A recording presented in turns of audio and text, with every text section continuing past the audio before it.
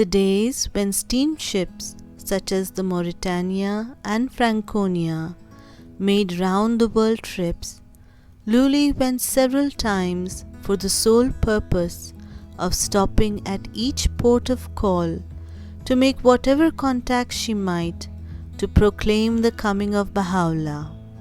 The captains of these ships always proved most cooperative, making every possible effort to be of assistance.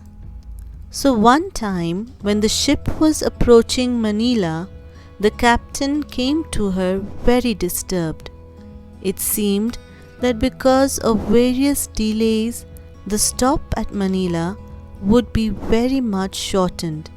In fact, they would dock there only for an hour. Lulie, who had planned for at least a day or two, at once began to pray for guidance.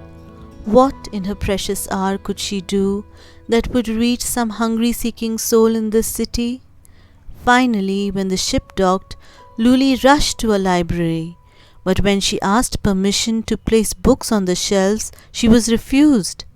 There was no place in that library for a new and strange religion. So, in despair, time was passing so swiftly.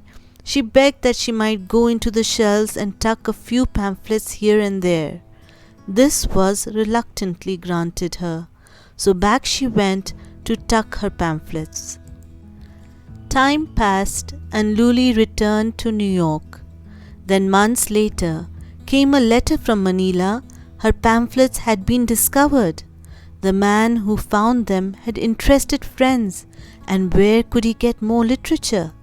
Lulie, delighted, sent him more and more. Then came the war, and these new believers were scattered, and Lulie feared lost. But no, when peace came, they found each other. They got in touch with Lulie again, and once more the Baha'i community of Manila was thriving, all because Lulie had tucked pamphlets in a library during one precious hour of pioneering. This true story echoes the words written on behalf of Shoghi Effendi to an individual believer.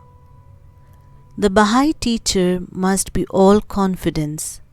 Therein lies his strength and the secret of his success.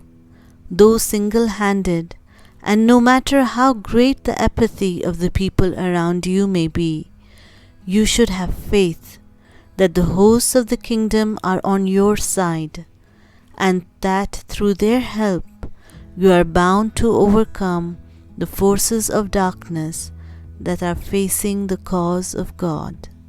Persevere, be happy and confident, therefore.